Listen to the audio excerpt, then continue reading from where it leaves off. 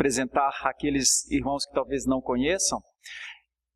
Reverendo Diogo e Bianca são irmãos nossos, missionários, viveram por algum tempo. Quantos anos? 2? 3? 2 pela PNT, mas já está 8 anos e meio no Japão. 8 anos e meio já trabalhando com brasileiros no Japão e também com japoneses, e nesse momento nos Estados Unidos nós contribuímos parcialmente com o ministério do Reverendo Diogo como Igreja Presbiteriana de Santo Amaro. E quando o Diogo migrou do Japão para os Estados Unidos, nós continuamos a enviar dinheiro ao Japão, as nossas ofertas, e o Reverendo Diogo tem a intenção de retornar ao Japão, possivelmente para trabalhar com japoneses no futuro, e eu peço que a igreja continue a orar, e certamente, de alguma maneira, continuaremos a contribuir com o Reverendo Diogo no futuro também. É um irmão querido nosso, uma alegria grande tê-lo aqui nessa manhã. Em nome de Jesus. Bom dia, irmãos. Para mim é uma alegria muito grande, o privilégio de estar aqui. Eu acredito que a mensagem de hoje fez com que eu lembrasse muito dessa igreja, como uma igreja parceira, amiga, não só simplesmente pelas ofertas, mas pelo o carinho, o contato que membros dessa igreja tiveram comigo e a Bianca em momentos de lutas, dificuldades. E eu louvo a Deus por essa igreja ser uma igreja de fato parceira em nossas vidas. O texto que eu convido os irmãos a abrirem suas Bíblias, ele se encontra na carta do apóstolo Paulo aos Filipenses.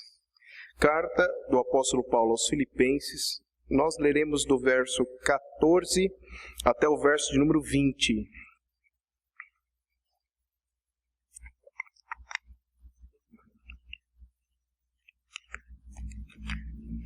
Filipenses 4, versos 14 a 20.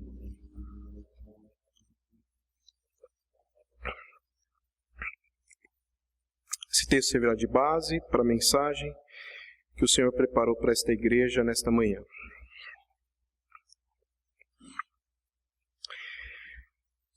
Diz assim a palavra do Senhor.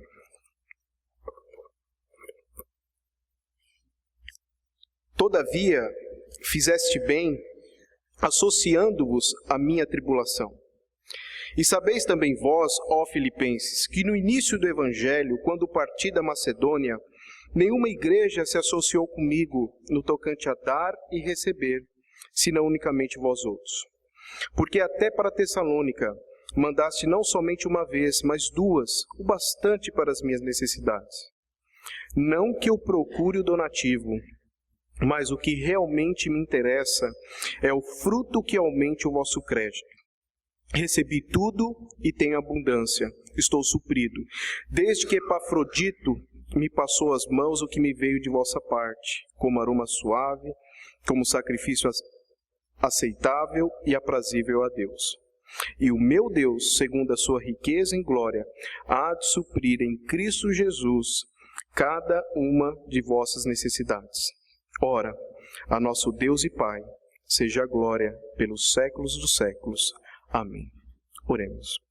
Grandioso Deus, nós somos gratos a Ti, Pai, primeiramente pela graça que temos em Cristo Jesus, o nosso único e suficiente Salvador, e por esse privilégio, Pai, de estarmos aqui reunidos para adorar e bendizer o Teu santo nome. Rogamos a Ti, Pai, nesse instante, que a Tua palavra, Pai, seja aplicada em nossos corações pelo Teu Santo Espírito e que possamos sair daqui, Pai, revigorados, fortalecidos, dispostos, Pai, a cada vez mais buscarmos a Tua glória. Guarde-nos, Santo Deus, nos abençoe com a Tua santa e bendita palavra. Em nome de Jesus que oramos. Amém. Irmãos, a obra missionária é graça. A obra missionária é graça. Apesar de estar muito claro isso para muitos de nós, eu percebi nas minhas visitações, até mesmo às nossas igrejas, que esse conceito de obra missionária ser graça, muitas vezes não está claro. Vou dar um exemplo. Certa vez eu fui a uma igreja E o pessoal que fazia parte do conselho missionário estava feliz e disse: olha, pastor, aqui a igreja é missionária, nós investimos em missões para valer, porque nós entendemos uma coisa, que se a igreja não fazer missão, como que o evangelho vai expandir e como que Deus vai ficar? Então, assim como nós precisamos de Deus, Deus precisa da igreja também investindo e pregando o evangelho. E quando eu ouvi isso, eu fiquei muito preocupado. Porque Deus não precisa de nós. Nós é que precisamos dele. Se hoje você está aqui para adorar a Deus, eu quero dizer para você que o privilégio é todo seu. Porque Deus não precisa de você, é você que precisa de Deus. E isso é simples, sabe por quê? Porque Deus sem nós continua sendo Deus, mas nós sem Deus somos nada. Ah, mas então, por que o Senhor convoca a sua igreja para pregar o Evangelho, para anunciar a palavra? Resposta: graça. Favor que nós precisamos, mas que não merecemos. Então, olha, é o contrário a visão, né? Não é nós que vamos fazer um favor a Deus, é Ele que faz um favor a nós, nos convidando para sermos instrumentos nas suas mãos, nessa obra que é tão somente dele, de alcançar o perdido. Então, essa obra maravilhosa, a obra missionária, ela é graça, ela vem do Senhor. E essa carta, ela fala exatamente sobre isso. E quando nós olhamos para as Escrituras, nós vemos que ela é tão importante que o próprio Senhor Jesus preparou seus discípulos, os enviou. E entre eles, talvez o mais famoso, ou porque também tem mais relatos, é o apóstolo Paulo, né? Não tem uma conferência missionária onde o nome dele não é citado. De fato, o maior missionário levantado por Cristo, né, para continuar essa obra, levando o Evangelho. Mas nesta manhã, nós vamos falar um pouco mais sobre quem estava por detrás do apóstolo Paulo. Ou seja, quem Deus levantou, sustentou, suportou, para que estivesse sendo assim instrumento nas vidas, nas mãos do Senhor, para dar suporte à caminhada do apóstolo Paulo. Nesta manhã nós vamos falar sobre a maior parceira, a maior igreja parceira que o apóstolo Paulo teve, a igreja de Filipos. E essa carta é maravilhosa, porque um dos objetivos centrais dela é anunciar que a nossa alegria só pode estar centrada no Senhor. Não em circunstância, não em lutas, mas no Senhor. Mas ao mesmo tempo, essa carta tem o propósito de ser um agradecimento a Deus pela obra missionária. E nós vemos isso de maneira muito clara. Por exemplo, nos 2 primeiros capítulos dessa carta, você vê o apóstolo Paulo inspirado por Deus, agradecendo a igreja na pessoa de Epafrodito, provavelmente um presbítero, um representante da igreja, que foi enviado pela mesma para cuidar do apóstolo Paulo, quando esse estava preso. E agora, no último capítulo, por que no último capítulo? Para dar uma ênfase maior, o apóstolo Paulo então escreve ali o seu agradecimento por essa igreja ser parceira em todos os momentos com ele. E olha que interessante, é nesse contexto de gratidão a Deus, é nesse momento de agradecimento pela obra missionária, que nós vamos analisar 3 fundamentos bíblicos muito importantes acerca da obra missionária. E o primeiro deles, irmãos, que eu vejo aqui no texto, é que a obra missionária, ela precisa de parceria. A obra missionária precisa de parceria. Eu vou dizer algo aos queridos aqui, talvez alguns fiquem chocados, mas eu digo, fique calmo, você vai entender isso. Mas deixa eu explicar algo que tem que ficar de maneira bem clara para todos que estão aqui, para a igreja.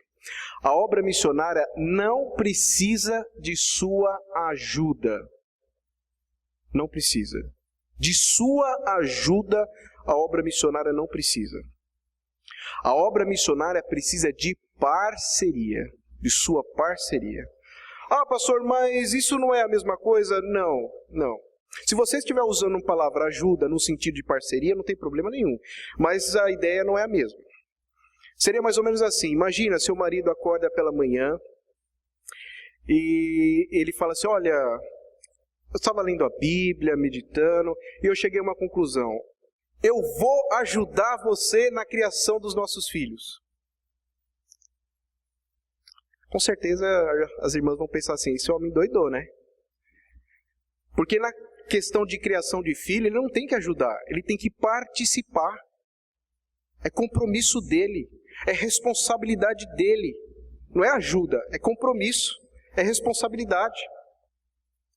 E quando nós olhamos para as Escrituras, nós aprendemos que a obra missionária, que é fazer discípulo, pregar o Evangelho, essa é uma responsabilidade não só do missionário, mas é uma responsabilidade de todos nós que fomos chamados das trevas para a maravilhosa luz em Cristo, temos como responsabilidade a obra missionária. E é interessante que quando nós olhamos para o texto, isso fica muito claro. Acompanhe comigo, verso 14. Todavia fizeste bem associando-vos na minha tribulação. A palavra usada aqui no texto é associando-vos. E o que é interessante é que o primeiro agradecimento ao apóstolo Paulo não é pelas ofertas. Mas Paulo agradece aqui pela associação deles, pela parceria deles nas tribulações. Às vezes as pessoas pensam que contribuir com a obra missionária, com um boleto bancário simplesmente, já resolveu toda a questão da parceria. Parceria é muito mais que isso. Muito mais que isso. Eu vou dizer isso mais para frente, mas acompanhando ainda, a palavra que ele usa aqui é associando-vos na vossa tribulação. Agora, acompanhem comigo, verso 15. E sabeis também vós, ó Filipenses, que no início do Evangelho, quando parti da Macedônia, nenhuma igreja se associou comigo no tocante a dar e receber, senão unicamente vós outros. Mais uma vez a palavra que é usada aqui não é ajuda, associar. Capítulo 1 de Filipenses. Quando Paulo começa a agradecer a essa igreja, ele começa a agradecer pelo apoio, pela parceria, e aí no verso 5 do capítulo 1 ele diz assim, agradecer pela vossa cooperação no Evangelho. A palavra usada aqui, cooperação. Verso 7, aliás, é justo que eu assim pense de todos vós, porque vos trago no coração, seja nas minhas algemas, seja na defesa e confirmação do Evangelho, pois todos sois participantes. E mais uma vez, obra missionária não é peso, não é gasto.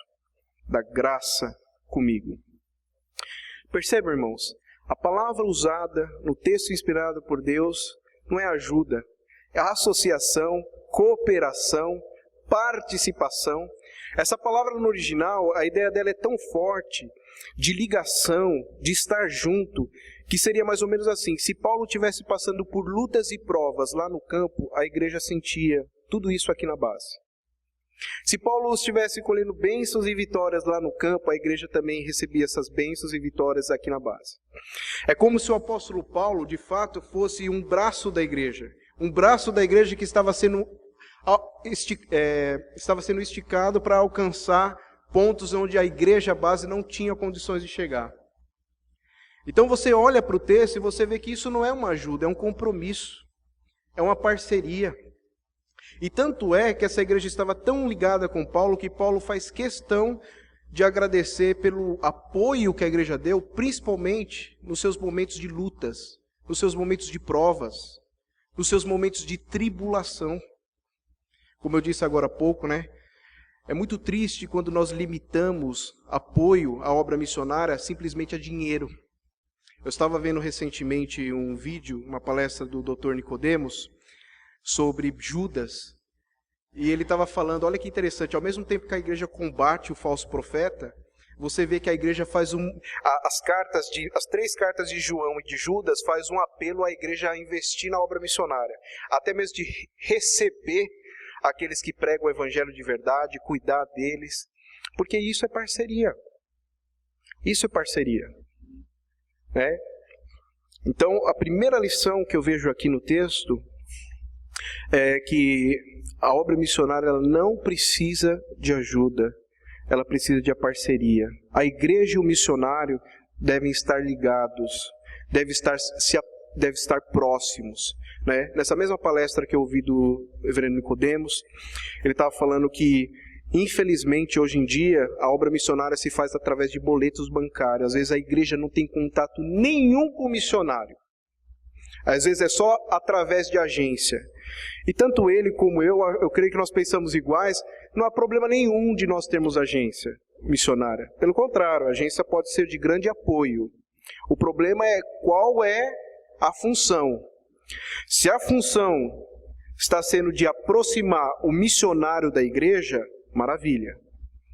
Mas se a função tem sido cada vez mais separar o missionário da igreja, nós deveríamos repensar isso. Porque quando nós olhamos para as Escrituras, a base bíblica aqui é o missionário e a igreja local. O missionário e a igreja local.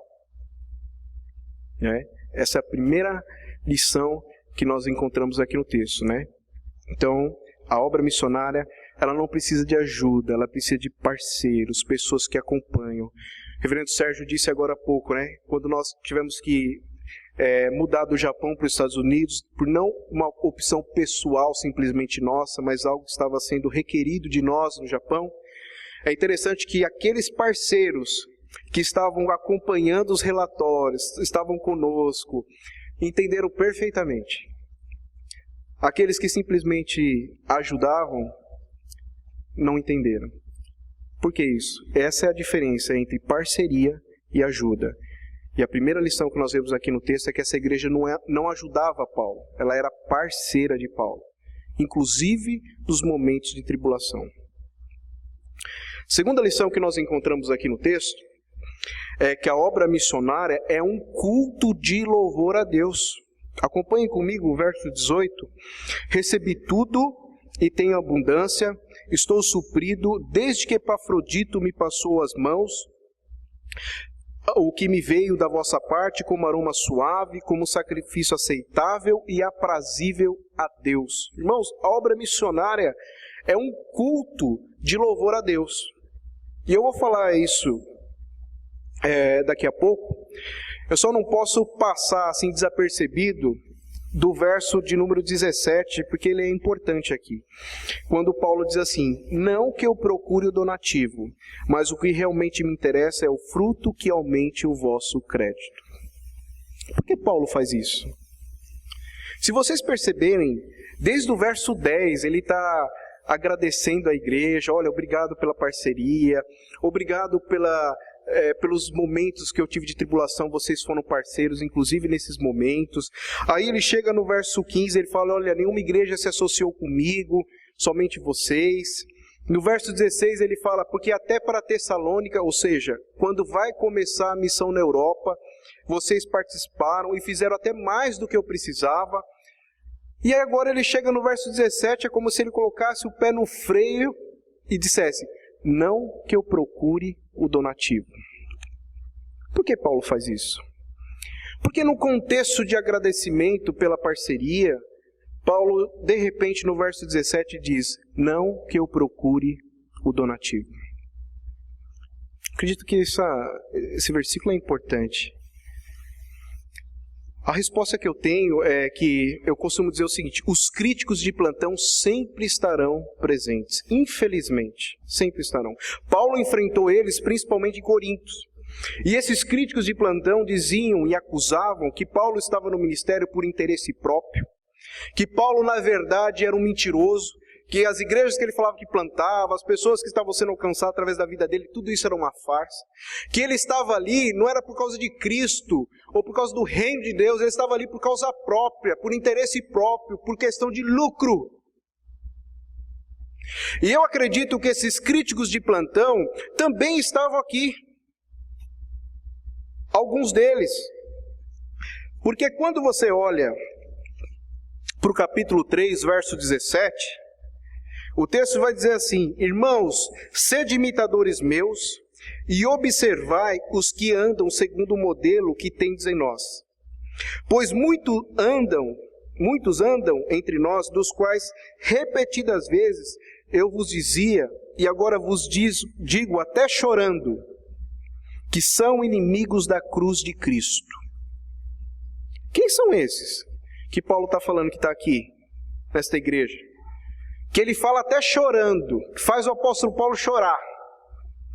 E mais, que ele fala, são inimigos da cruz de Cristo. Quando eu li esse texto pela primeira vez, eu imaginei assim, inimigos da cruz de Cristo.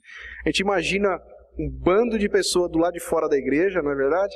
Com um pedaço de pau, tocha, e falando, vamos destruir a igreja, vamos destruir a Cristo, né? A igreja de Cristo. Mas o que nos chama a atenção e nos surpreende é que os inimigos da cruz de Cristo não estão do lado de fora, eles estão dentro da igreja. Às vezes eles estão com Bíblia na mão, às vezes eles dizem que são discípulos de Jesus, às vezes eles exercem cargos, até mesmo de liderança dentro da igreja. Como que nós identificamos?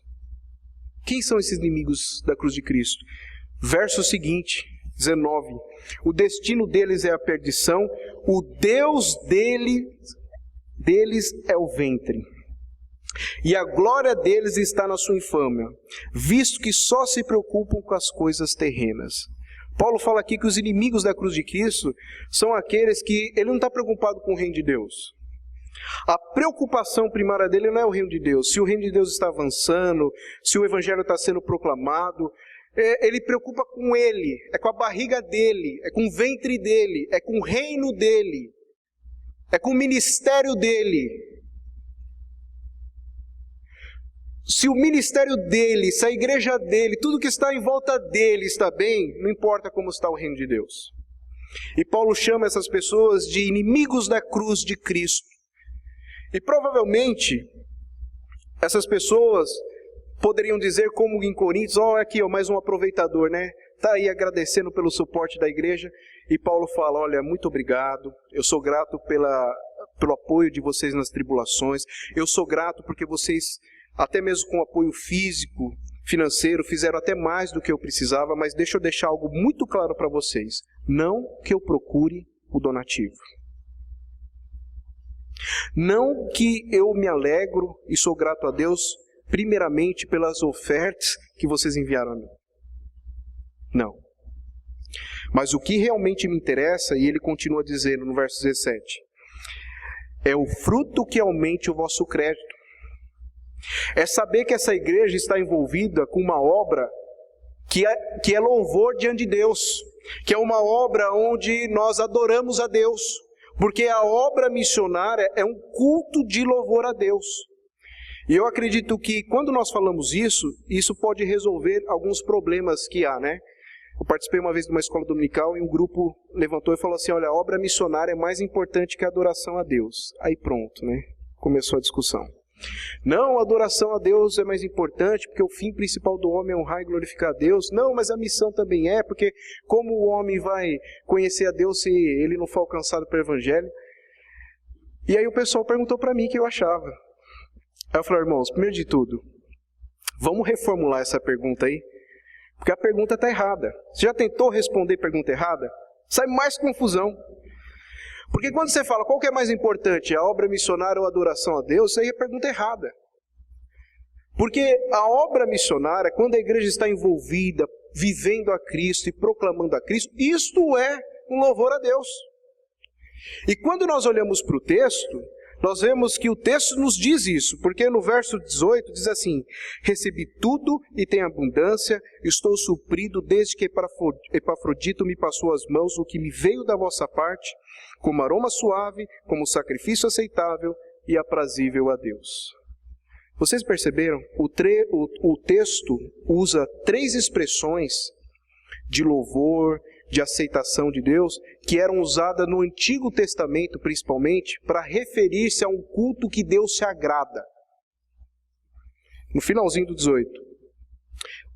Como aroma suave, como sacrifício aceitável e aprazível a Deus. Eram expressões usadas de um culto que Deus recebe, de um culto que Deus se agrada. E Paulo fala que a igreja participando com ele, estando junto nessa obra, isso é um culto diante de Deus. É por isso que eu chego à conclusão que uma igreja que quer adorar a Deus para valer, ela não vai ser uma igreja omissa com a sua responsabilidade missionária.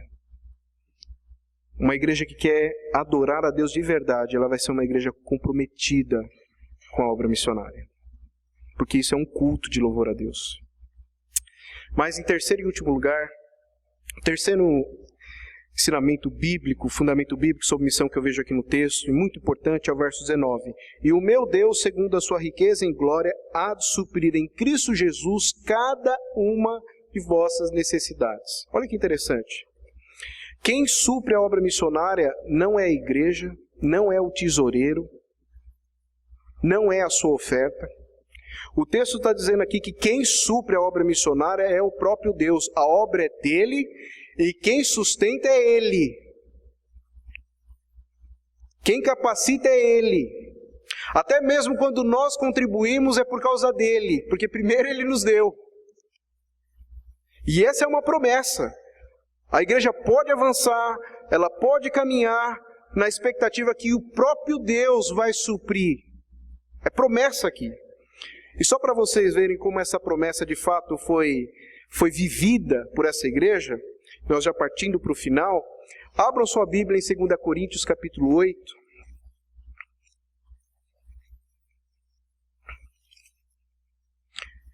Segunda carta do apóstolo Paulo aos Coríntios capítulo 8. Nós leremos a partir do verso 1.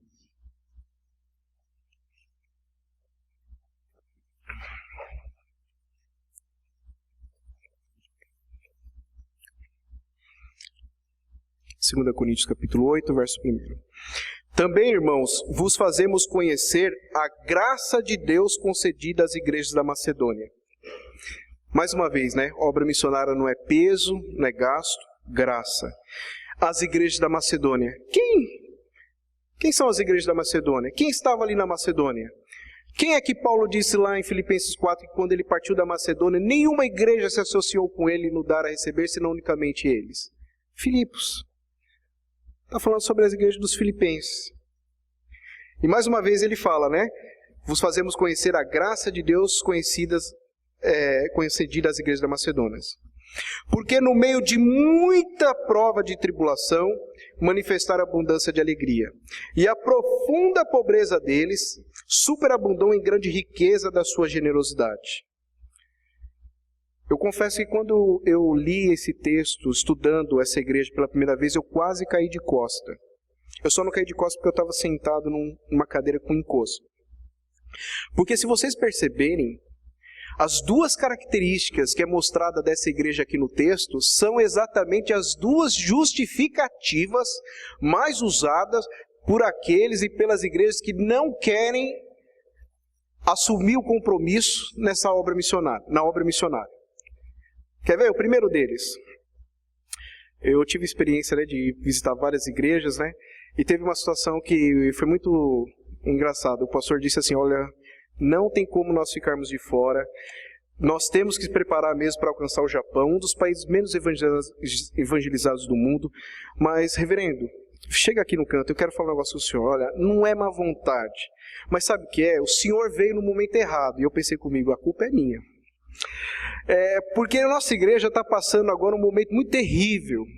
Eu vou até abrir um pouco, senhor. Por exemplo, o conselho da igreja, a liderança da igreja está rachado. A junta diaconal tem irmão que está saindo no tapa. A SAF está fofocando. Os adolescentes estão indo para a balada. Nem as crianças estão dando mais sossego. É uma multa da prefeitura que chegou. É uma reforma que nós temos que fazer. Mas vamos fazer o seguinte. Quando nós resolvermos todos os problemas, e a igreja estiver vivendo uma santa paz, pode deixar que nós vamos entrar em contato, nós vamos participar. E eu pensei comigo, esse homem está tendo uma visão errada, né? Porque enquanto nós somos igreja militante, é luta, batalha. Ele estava pensando na igreja triunfante, né? E quando nós olhamos para o texto, nós vemos que essa igreja foi a maior igreja parceira que Deus levantou na vida do apóstolo Paulo, e ela participou mesmo quando estava passando por muita prova de tribulação. Muita prova. Ou seja, tribulações não são justificativas para sermos omissos na obra missionária. Segunda e última característica dessa igreja. mas usada também como justificativa. Olha, nós gostaríamos de participar, mas infelizmente nós não temos recursos. Eu sou pobre. E eu pergunto, você olhou para o texto, você percebeu o que o texto fala? Porque se essa igreja aqui fosse pobre, ela estaria bem. O texto diz que a situação é pior. O texto diz assim, e a profunda pobreza deles superabundou em grande riqueza da sua generosidade. E a palavra pobre usada aqui, no grego tem dois tipos de palavra pobre, uma para dizer que você não tem o supérfluo e a outra para dizer que você não tem nem o básico. E o que é usado aqui no texto é exatamente esse, que não tem nem o básico. Porque hoje você fala pobre, eu sou pobre por quê? Eu não tenho um carro, não tenho uma casa, né? Não, mas a ideia de pobre aqui é que às vezes lhe faltava até o básico do dia a dia. A visão que eu tive dessa igreja, mais ou menos, seria assim, eles não tomaram o café da manhã, mas estavam agora reunidos pensando, onde nós vamos avançar? Para que ponto nós vamos avançar com o apóstolo Paulo? Eu confesso que quando eu estudei esse texto pela primeira vez, o sentimento que eu tive foi de chorar. Chamei minha esposa, lemos o texto junto e ficamos reavaliando o quanto muitas vezes nós somos omissos e entregamos o resto para Deus na obra missionária. E Paulo termina dizendo o seguinte, porque eles, testemunho eu, na medida de suas posses e mesmo acima delas, se mostraram voluntários, ninguém precisou forçá-los, eles fizeram isso voluntariamente, pedindo-nos com muitos rogos a graça de participarem da assistência dos santos. E não somente fizeram como nós esperávamos, mas também deram-se a si mesmo, primeiro ao Senhor, depois a nós, pela vontade de Deus. E Paulo encerra dizendo que a maior oferta que essa igreja deu na obra missionária foi ela mesma. Enfim, queridos, eu louvo a Deus por essa igreja cada vez mais se dispor nesse compromisso com o Senhor. E minha oportunidade que eu tive de vir aqui para São Paulo, entrei em contato com o reverendo Sérgio, o presbítero Solano, e falei que eu gostaria muito de vê-los. Porque enquanto nós estamos no campo, muitos irmãos queridos aqui têm sido parceiros como a igreja de Filipos. A igreja tem sido. E para mim é um momento de gratidão a Deus, e eu gostaria de manifestar isso para a igreja em nome da minha esposa. Muito obrigado por todo o apoio que os queridos têm dispensado a nós. Que Deus abençoe. Amém.